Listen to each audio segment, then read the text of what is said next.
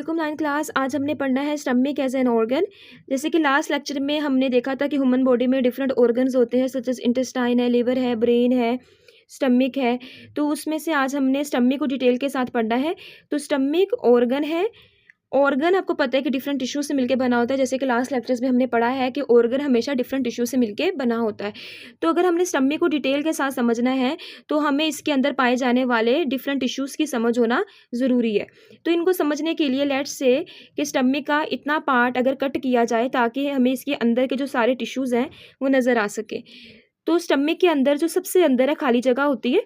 इस खाली जगह पे फूड आके ब्रेक होती है और सबसे अंदर वाली जो स्टमक की वॉल है ये भी टिश्यू से मिलके बनी है, जिसे हम एपिथेलियल टिश्यू कहते हैं, और ये सबसे बाहर वाली वॉल है और इसके दरमियान में भी लेयर्स आ जाती हैं। हम इन सबको डिटेल के साथ पढ़ते हैं। तो इसको अगर हम जूम कर लें कि जो सबसे बाहर वाली वॉल है वो ये वाली है और जो सबसे अंदर है वो ये वाली है। ठीक है, ये जो अंदर वाली है ना ये इतनी है और ये जो दरमियान वाली है इसको हम दोबारा बाद में भी रिवाइज करते हैं। जो खाली जगह है इसके अंदर ये कैविटी है।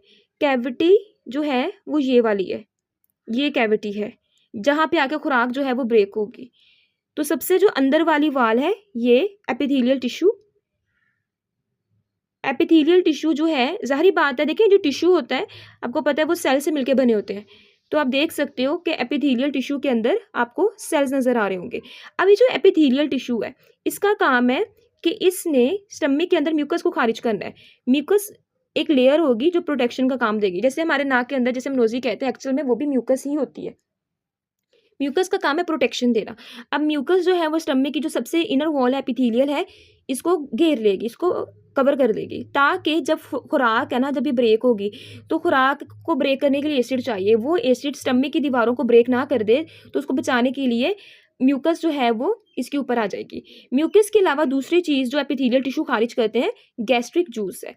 गैस्ट्रिक जूस जो है, गैस्ट्रिक यानी स्टमक जूस के अंदर दो चीज़ें हैं, एक है हाइड्रोक्लोरिक एसिड और दूसरा है पेप्सिनोजन एंजाइम। पेप्सिनोजन एंजाइम जो है ये ऐसा केमिकल है जो कि खुराक के अंदर प्रोटीन को ब्रेक करेगा, लेकिन पेप्सिनोजन काम नहीं कर सकता, ये इनएक्टिव फॉर्म में है, ये काम करने के काबिल नहीं है। अच्छा, एंजाइम जहाँ पे भी वर्ड आ जाए, एंजाइम का मतलब होता है कि ये ऐसा केमिकल होता है जो रिएक्शन में किसी प्रोडक्ट को बनाने के लिए ज़रूरी होता है। तो HCl की मौजूदगी में जो पेप्सिनोजिन है वो अपनी फॉर्म तब्दील कर लेगा, अपनी शक्ल तब्दील कर लेगा और पेप्सिन की फॉर्म में आ जाएगा। पेप्सिन जो है वो एक्टिव फॉर्म है, यानी कि ये काम करने के काबिल है। अब पेप्सिन क्या करेगा, खुराक के अंदर शामिल जो प्रोटीन्स है उसको ब्रेक करेगा, यानी फूड को डाइजेस्ट करवाएगा, ब्रेक करवाएगा। इसको हम दोबारा से रिवाइज कर लेते हैं। एपिथेलियल टिश्यू जो है वो दो चीज़ें खारिज करेगा, म्यूकस जो कि स्टमक की अंदर वाली वॉल्स को कवर करेगी, और गैस्ट्रिक जूस। गैस्ट्रिक जूस के अंदर दो चीज़ें हैं, एक है इसके अंदर पेप्सिनोजिन और दूसरा है HCl। पेप्सिनोजिन इनएक्टिव फॉर्म है, यानी ये काम करने के काबिल नहीं है। HCl जो है वो पेप्सिनोजिन को कन्वर्ट करता है एक्टिव फॉर्म में, दैट इज पेप्सिन। पेप्सिन काम करने के काबिल है जिसकी वजह से ये फूड को क्या करेगी, डाइजेस्ट करवाएगी। एपिथेलियल टिश्यू के नीचे जो टिश्यू है that is connective tissue. Connective tissue का काम होता है सहारा देना। तो इसका काम है कि इसने सहारा भी देना है एपिथेलियल टिश्यू को, और इसके अलावा कनेक्टिव टिश्यू के अंदर होती हैं खून की नालियाँ। इसके अंदर होती हैं खून की नालियाँ, ब्लड वेसल्स और लिम्फेटिक्स। अब खून की नालियाँ जो है इसका काम है कि खून की नाली में ब्लड होता है और स्टमक के जो सेल्स हैं उनको ब्लड चाहिए, क्योंकि ब्लड के ज़रिए, ब्लड के अंदर ऑक्सीजन होती है, ब्लड के अंदर ग़िज़ा होती है। तो जो ग़िज़ा भी स्टमक को मिलनी है वो इन्हीं खून जो कि ब्लड वेसल्स के अंदर उसके ज़रिए मिलनी है। इसके अलावा नर्व्स का काम होता है ब्रेन से कोई मैसेज लेके आना, ठीक है, या स्टमक से कोई मैसेज ब्रेन तक जाना है तो वही नर्व्स लेके आएंगी। इसके अलावा लिम्फेटिक्स जो हैं ये ऐसी नालियाँ होती हैं, खून की नालियाँ नहीं होती, बल्कि ये कैसी नालियाँ होती हैं कि अगर खून की नालियों में कुछ लीकेज हो जाए तो उस लीक मटेरियल को दोबारा खून की नालियों में भेजना किसका काम होता है, लिम्फेटिक्स का। तो ये सारी नालियाँ किसमें होती हैं, कनेक्टिव टिश्यू में। आप देख भी सकते हैं कि जो खून की नालियाँ जो है किस तरह से एपिथेलियल टिश्यू तक गई हुई हैं, क्योंकि ये जो एपिथेलियल टिश्यू के सेल हैं इनको ग़िज़ा देनी है इन खून की नालियों ने, और यहाँ तक अगर कोई मैसेज भी जाना है वो नर्व्स लेके जाएंगी। होप सो यहाँ तक आपको समझ आ गई होगी। कनेक्टिव टिश्यू के बाद आ जाते हैं मस्कुलर टिश्यू। मस्कुलर टिश्यू यहाँ पे 3 तरह के होते हैं। जो सबसे दरमियान में होते हैं वो सर्कुलर होते हैं, ठीक है, और इसके ऊपर होते हैं, आप देख सकते हैं, तिरछे हैं। तो इसे हम ऑब्लिक मसल्स कहते हैं, और जो सेंटर में है वो गोलाई में, इसको हम सर्कुलर मसल्स कहते हैं, और जो इसके नीचे हैं उसकी जो अरेंजमेंट है मसल्स की वो लंबाई में, तो इसे हम लॉन्गिट्यूडनल मसल्स कहते हैं। यानी कि ये जो तीनों मसल्स हैं ये तीनों मसल्स जो हैं मस्कुलर टिश्यू कहलाते हैं।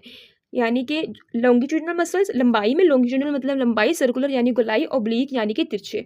तो मसल्स का वर्ड जहाँ पे भी आ जाए ना, इसका काम होता है हरकत करवाना। तो मस्कुलर टिश्यू का काम है कि इसने स्टमक की वॉल्स में हरकत करवानी है।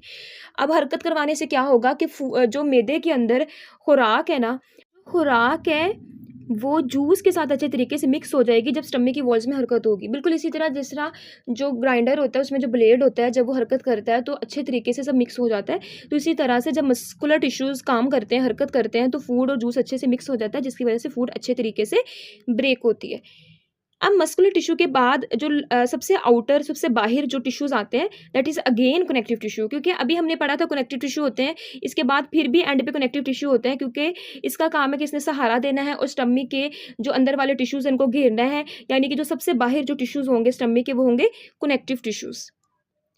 ठीक है? तो इसके साथ अगर हम रिलेट करें तो जो सबसे बाहर है वो है कनेक्टिव टिश्यू, ये वाले, और उसके अंदर ये जो रेड में है ये मस्कुलर टिश्यू है, और उसके बाद ये अगेन ब्लैक में जो है ये कनेक्टिव टिश्यू है, और ये ब्लू में जो है वो एपिथेलियल टिश्यू है। ठीक है, ये एपिथेलियल टिश्यू है।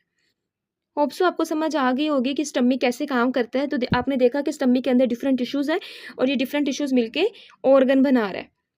अच्छा, लास्ट टाइम हमने लेक्चर में कुछ सिस्टम्स भी पढ़े थे, जैसे डाइजेस्टिव सिस्टम पढ़ा था।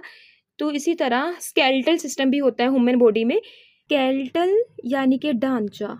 तो स्केलेटल सिस्टम में हमारी बॉडी की तमाम बोन्स आ जाएंगी, हड्डियाँ आ जाएंगी। लेट्स से कि ये कूहनी का जॉइंट है, ठीक है, ये कूहनी के ऊपर वाली जो बाजू है उसकी हड्डी है, और कूहनी से नीचे जो बाजू है ये उसकी 2 हड्डियाँ हैं। तो इसमें बोन्स आ जाएंगी। अब हड्डियों के दरमियान में यहाँ पे कार्टिलेज होती है। कार्टिलेज टिश्यू होता है जो इन बोन्स को आपस में कनेक्ट करवा रहा होता है। तो कार्टिलेज आ जाएगी, बोन्स आ जाएंगी। इसके अलावा यहाँ पे आप देख सकते हैं कि जो हड्डियों के ऊपर यानी जो हमारी बाजू पे गोश्त है जिसे हम मसल कहते हैं, तो जो मसल है ये इस हड्डी के साथ अटैच है, और जिस टिश्यू के जरिए अटैच है इस टिश्यू को हम कहते हैं टेंडन्स। तो टेंडन्स, बोन्स और दरमियान में यहाँ पे कार्टिलेज, ये सब हमारी बॉडी में जिस जिस जगह पे होंगी वो तमाम किसमें आ जाएंगी, स्केलेटल सिस्टम में आ जाएंगी। यानी इसमें मसल नहीं आएंगे, मसल्स के अलावा। ठीक है, लेकिन जो हमारी बॉडी के जितने भी मसल्स जो हड्डियों के साथ अटैच है, जैसे कि यहाँ पे जो मसल है ये हड्डी के साथ अटैच है, इसने हड्डी के ऊपर सपोर्ट ली हुई है, तो ऐसे मसल को जितने भी हमारी बॉडी में जो ये वाले मसल्स हैं इसको हम कहते हैं skeletal muscle. Skeletal muscle, because ये स्केलेटल यानी कि हड्डियों के ऊपर ये मसल्स अटैच है। तो इसी तरह हमारी टांग के ऊपर जो मसल्स हैं, यानी कि जो भी मसल्स हमारी हड्डियों के ऊपर अटैच है वो सारे मसल्स जो है वो स्केलेटल मसल्स कहलाएंगे, और वो सारे मसल्स मिलकर जो सिस्टम बनाएंगे उसे हम कहते हैं मस्कुलर सिस्टम। जैसे कि अभी हमने यहाँ पे 2 सिस्टम्स पढ़े हैं, एक पढ़ा है स्केलेटल सिस्टम और दूसरा पढ़ा है मस्कुलर सिस्टम। ठीक है, ये 2 सिस्टम्स हमने पढ़े हैं, स्केलेटल और मस्कुलर। स्केलेटल में आ जाएंगी, दोबारा रिपीट करते हैं इसको, स्केलेटल में आ जाएंगी बोन्स, हड्डियाँ, हड्डियों के अलावा इसमें आ जाएंगे टेंडन्स, और इन हड्डियों को आपस में कनेक्ट करवाने के लिए आ जाएंगे कार्टिलेज। इसके अलावा मस्कुलर सिस्टम के अंदर वो तमाम मसल्स जो हड्डियों के साथ अटैच है यानी कि स्केलेटल मसल्स आ जाएंगे। इसी तरह से हमारी बॉडी में होते हैं नर्वस सिस्टम, होता है नर्वस सिस्टम। अब जो नर्वस सिस्टम है इसमें लेट्स से कि हमारा जो ब्रेन आ जाता है, ब्रेन के अलावा ब्रेन के साथ एक ट्यूब होती है, सब स्पाइनल कोड कहते हैं, ये हमारी रीढ़ की हड्डी के अंदर होती है, और यहाँ से जाल निकल रहा होता है, इस जाल को हम नर्व्स कहते हैं। जैसे मैंने अभी बताया था कि नर्व्स का काम होता है कि इसने मैसेज लेके जाना है ब्रेन से, और ब्रेन से मैसेज लेके भी आना है और ब्रेन तक मैसेज भेजना भी है। ठीक है, तो बॉडी के डिफरेंट हिस्सों तक, जैसे कि लेट्स से कि आपके पाँव पे अगर कोई इंसेक्ट वगैरह है तो वो मैसेज आपके पाँव से आपके दिमाग तक कौन भेजेगा, नर्व्स भेजेंगी। अब जो नर्व्स हैं पूरी बॉडी में फैली होती हैं, बाजुओं में, टांगों में, बैक में, मतलब पूरी बॉडी में ये फैली होती हैं। तो जो स्पाइनल कोड है, ब्रेन है और नर्व्स है, ये मिलकर हमारा नर्वस सिस्टम बनाती है। तो नर्वस सिस्टम का काम ही यही होता है कि इसने जिस्म के एक हिस्से से दूसरे हिस्से तक मैसेज को ट्रांसमिट करना है। होप सबको समझ आ गई होगी। अब हम रीडिंग की तरफ चलते हैं। तो stomach as an organ, stomach जो है वो इंपॉर्टेंट ऑर्गन है डाइजेस्टिव सिस्टम का। इसका फंक्शन यहाँ पे हेडिंग देंगे, रिस्पॉन्सिबल है मतलब किस चीज़ के लिए जिम्मेदार है, पार्शियल पार्शियल कहते हैं हाफ डाइजेशन ऑफ प्रोटीन, यानी कि हमारे स्टमक में जो प्रोटीन है वो मुकम्मल तौर पे हजम नहीं होती, बाकी की जो प्रोटीन है हमारे इंटेस्टाइन्स पे जाके हजम होंगी। इसके अलावा स्टमक का काम है इसने फूड को भी स्टोर करना है। इसके फॉलोइंग टिश्यूज है एपिथेलियल टिश्यू, इनर वॉल जो है वो अगर आपको स्पीड ज़्यादा लग रही है आप सेटिंग पे जाकर स्पीड स्लो कर सकते हैं। The inner wall is made of epithelial tissue, it is glandular in nature. Glandular जैसे कि मैंने बताया कि एपिथेलियल टिश्यू है ना, उसका काम है सिक्रीशन का काम करना है। तो जो सिक्रीशन का काम करते हैं ऐसे टिश्यूज को हम ग्लैंड्यूलर भी कहते हैं। तो एपिथेलियल टिश्यू का दूसरा नाम ग्लैंड्यूलर टिश्यू भी होता है। एंड सिक्रीट म्यूकस, तो म्यूकस का अगर आपसे पूछ लिया जाए कि what do you know about mucus, किस एपिथेलियल टिश्यूज के अंदर या स्टमक के अंदर म्यूकस का काम क्या है, तो आपने यहाँ से बताना है कि म्यूकस जो है secreted by epithelial tissue. Mucus को कौन खारिज करता है, एपिथेलियल टिश्यू। और म्यूकस का इसका सेकंड पॉइंट आपने बताना है कि म्यूकस का फंक्शन है कि इसने अंदर वाली वॉल्स को घेरना है और इसको प्रोटेक्ट करना है एसिड से। ठीक है, ये हो गया म्यूकस का। यहाँ पे आप हेडिंग दोगे गैस्ट्रिक जूस की। यहाँ पे जो टिश्यू होते हैं वो सिक्रीट करते हैं गैस्ट्रिक जूस। गैस्ट्रिक जूस के अंदर एंजाइम होता है पेप्सिन, पेप्सिनोजिन। पेप्सिनोजिन का काम क्या है, इसने प्रोटीन को डाइजेस्ट करवाना है। और इसके अलावा जूस के अंदर HCl होता है, और HCl का अगर आपसे फंक्शन पूछ लिया जाए आपने कहना है कि ये पेप्सिनोजिन जो है उसको पेप्सिनोजिन को किस में कन्वर्ट करवाता है, पेप्सिन में। नेक्स्ट है कनेक्टिव टिश्यू। कनेक्टिव टिश्यू की पोजीशन की आपने हेडिंग देनी है कि ये एपिथेलियल टिश्यू के नीचे होता है, फंक्शन प्रोवाइड करता है। यहाँ पे फंक्शन की हेडिंग देंगे, ये स्ट्रक्चरल सपोर्ट देता है और इसके अंदर खून की नालियां, नर्व्स एंड लिम्फेटिक्स होते हैं। मस्कुलर टिश्यू 3 तरह की लेयर्स होती हैं इसमें, आउटर लॉन्गिट्यूडनल होती है, मिडल वाली सर्कुलर होती है और अंदर वाली ओब्लिक होती है। ये मसल जब कॉन्ट्रैक्ट सुकड़ते हैं और रिलैक्स करते हैं, जब ये कॉन्ट्रैक्ट और रिलैक्स करते हैं जिसकी वजह से फूड अच्छे से जूस के अंदर मिक्स हो जाती है। अच्छा जी, इसके अलावा जो है आउटर कनेक्टिव टिश्यू, ये सबसे आउटर मोस्ट लेयर है। यहाँ पे पोजीशन की हेडिंग दोगे और इसके बाद इसका फंक्शन क्या है, यहाँ पे फंक्शन की हेडिंग देंगे, 2 पॉइंट्स हो जाएंगे। ये इनसर्कल घेरता है, स्टमक को सपोर्ट करता है। तो स्केलेटल सिस्टम के पार्ट्स की यहाँ पे हेडिंग देंगे, it consist of bones, cartilage and tendons है। यहाँ पे आप फंक्शन की हेडिंग देंगे, यहाँ तक सारा फंक्शन है इसके अंदर। इट प्रोवाइड स्ट्रक्चर, सपोर्ट, सहारा and protection to the body. अच्छा, सपोर्ट देना किस तरह से, यानी कि लेट्स से कि ये जो है ना बोन्स है, ठीक है, लेट्स से कि ये बोन्स है, हड्डियाँ हैं, और ये हमारा खूनी का जॉइंट है और ये उसके ऊपर है मसल। तो अब देखिए यहाँ पे जो मसल है इसको किसने अब जगह दी है, इन हड्डियों ने। हड्डियाँ जो है वो इस मसल को सपोर्ट दे रही है, तो ये होगी सपोर्ट। इसके अलावा प्रोटेक्शन कैसे है, जैसे कि हमारी सीने की हड्डी के पीछे दिल है, दिमाग की हड्डी के अंदर दिमाग है, तो हड्डियाँ जो है वो हमारे बॉडी ऑर्गन्स को प्रोटेक्ट कर रही है। इसी तरह पसलियों के पीछे गुर्दे हैं जो कि गुर्दों को प्रोटेक्शन दे रही है, तो ये होगी प्रोटेक्शन। इसके अलावा मूवमेंट भी करवाते हैं स्केलेटल सिस्टम। मूवमेंट कैसे करवाते हैं, जैसे देखिए ये जो मसल है ना, ये मसल जब सिकुड़ेगा, लंबाई में छोटा होगा, तो ये एक फोर्स लगाएगा, एक ताकत लगाएगा जिसकी वजह से आगे वाली दोनों हड्डियों को खींच के ऊपर को ले आएगा, जिसकी वजह से हमारी आगे वाली बाजू हरकत करेगी। सेम इसी तरह हमारी टांगे या बाकी बॉडी पार्ट्स जो है मूव करते हैं। जब स्केलेटल सिस्टम जो है, जो हमारा स्केलेटल सिस्टम है वो मस्कुलर सिस्टम के साथ मिलकर काम करेगा, तो हमारी बॉडी में जो है वो मूवमेंट होती है। ठीक है, तो स्केलेटल सिस्टम का फंक्शन है कि इसने सपोर्ट देनी है। इट सर्व एज आ, ये खिदमत करता है या फंक्शन करता है फ्रेमवर्क, ढांचा किसके लिए, मसल्स के लिए। मसल्स को अटैच होने की जगह देता है, हरकत करवाता है। इसके अलावा नमकियात को भी स्टोर करता है, यानी कैल्शियम है, फॉस्फोरस है, ये हमारी हड्डियों के अंदर होते हैं। इसके अलावा ब्लड सेल, यानी कि हमारे खून के अंदर जो सेल्स होते हैं, रेड ब्लड सेल्स हैं, वाइट ब्लड सेल्स हैं, वो भी ये प्रोड्यूस करती हैं, यानी हड्डियाँ।